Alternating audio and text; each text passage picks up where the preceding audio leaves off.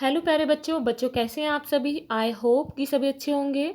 बच्चों आज की इस वीडियो में हम कक्षा 5 के विषय हिंदी की किताब रिमझिम के पाठ 4 नन्ना फनकार के क्वेश्चन आंसर करेंगे। तो बच्चों वीडियो को शुरू करने से पहले आप हमारे चैनल को सब्सक्राइब कर लें ताकि आपको आने वाले वीडियोज़ के नोटिफिकेशन मिलते रहें। तो शुरू करते हैं।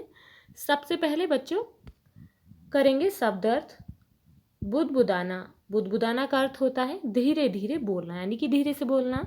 नक्काशी, नक्काशी कहते हैं पत्थरों पर चित्र बनाना। किरचे, किरचे का अर्थ होता है पत्थर के टुकड़े। नेक्स्ट है महीन, महीन कहते हैं बारीक को। नफीस, नफीस का अर्थ होता है सुंदर। पुस्तैनी, पुस्तैनी का अर्थ होता है खानदानी पुरखों का। नेक्स्ट है इठलाकर, इठलाकर कहते हैं नखरा करना।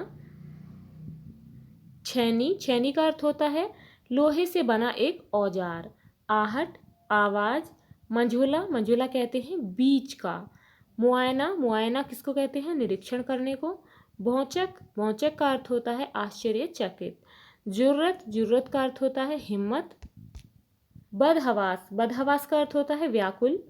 कातर नज़र, दया भाव से देखना।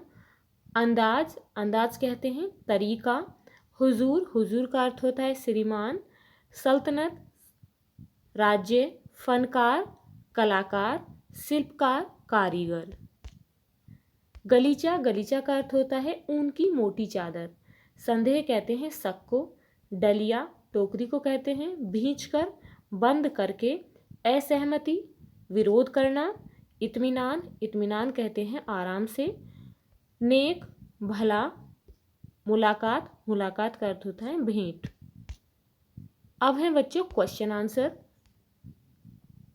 क्वेश्चन है माशा अल्लाह ये घंटियाँ कितनी सुंदर हैं, तुमने खुद बनाई हैं। बादशाह अकबर ने यह बात किसके लिए कही होगी। केशव के काम की तारीफ में, या यह जानने के लिए कि घंटियाँ कितनी सुंदर हैं, या केशव से बातचीत शुरू करने के लिए, या फिर घंटियाँ किसने बनाई यह जानने के लिए, या क्योंकि उन्हें यकीन नहीं था कि 10 साल का बच्चा केशव इतनी सुंदर घंटियाँ बना सकता है, या फिर कोई और कारण जो तुम्हें ठीक लगता हो।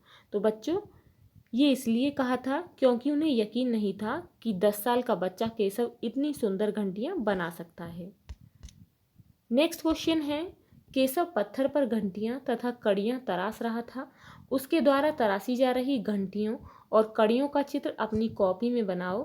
तुम्हें क्या कोई खास इमारत याद आ रही है जिसमें नक्काशी की गई हो? संभव हो तो उसकी तस्वीर चिपकाओ।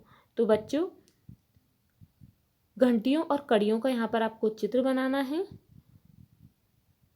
और ऐसी इमारत है ताजमहल जिसमें नक्काशी की गई है। नेक्स्ट क्वेश्चन है केशव के पिता गुजरात से आगरा आकर बस गए थे। हो सकता है तुम या तुम्हारे कुछ साथियों के माता पिता भी कहीं और से यहाँ आकर बस गए हों। बातचीत करके पता लगाओ कि ऐसा करने के क्या कारण होते हैं।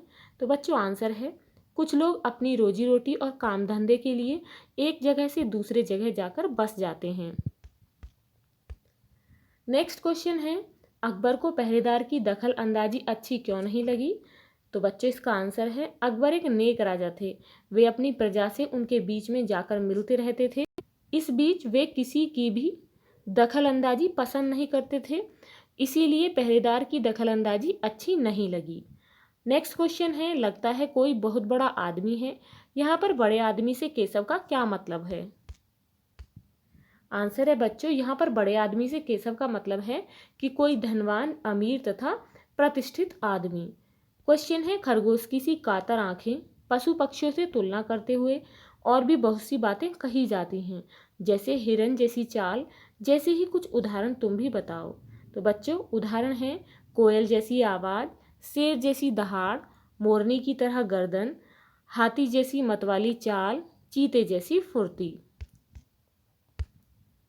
नेक्स्ट क्वेश्चन है अकबर ने जब नक्काशी सीखना चाहा तो केशव ने उन्हें संदेह भरी नज़रों से क्यों देखा।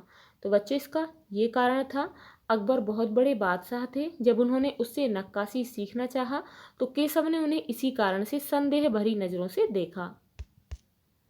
नेक्स्ट क्वेश्चन केशव 10 साल का है, क्या उसकी उम्र के बच्चों का इस तरह के काम से जुड़ना ठीक है। अपने उत्तर के कारण जरूर बताओ। तो बच्चों केशव 10 साल का है, उसकी उम्र के बच्चों का इस तरह के काम से जुड़ना ठीक नहीं है, क्योंकि यह उम्र उसके पढ़ने लिखने की है। अगला क्वेश्चन है, केशव बार बार सबको सुनाता, केशव सबसे क्या कहता होगा? कल्पना करके केशव के शब्दों में लिखो। तो बच्चों इसका आंसर है, केशव सबसे कहता होगा कि मुझसे तो बादशाह अकबर मिलने आए थे, क्या तुमसे भी कभी बादशाह मिलने आए हैं? उन्होंने उसे शाबाशी भी दी थी। अगला क्वेश्चन है, नक्काशी जैसे किसी एक काम को चुनो, बढ़ईगिरी, मिस्त्री इत्यादि, जिसमें औजारों का इस्तेमाल होता है, उन खास औजारों के नाम और काम पता करके लिखो। बढ़ईगिरी में प्रयोग होने वाले औजार, हथौड़ी कील ठोकने के लिए, आरी लकड़ी काटने के लिए, रंदा लकड़ी पर घिसाई करने के लिए, जमूरा कीलों को उखाड़ने के लिए। छैनी, हथौड़ा, तरासना, किरचियाँ ये सब पत्थर के काम से जुड़े हुए शब्द हैं। लकड़ी के दुकानदार और बढ़ई से बात करके लकड़ी के काम से जुड़े शब्द इकट्ठे करो और कक्षा में उन पर सामूहिक रूप से बातचीत करो। कुछ शब्द हम यहाँ दे रहे हैं, जैसे कि आरी, रंदा, बुरादा, कील, सूत। तो बच्चे इसका आंसर है आरी, रंदा, बुरादा, कील, सूत, कील, हथौड़ी, कड़ी, फट्टा, पेच, सनमाइका आदि। नेक्स्ट क्वेश्चन है, कटाव शब्द कट क्रिया से पैदा हुआ है। नीचे लिखी संज्ञाएं किन क्रियाओं से बनी हैं? इन संज्ञाओं का अर्थ समझो और वाक्यों में प्रयोग करो।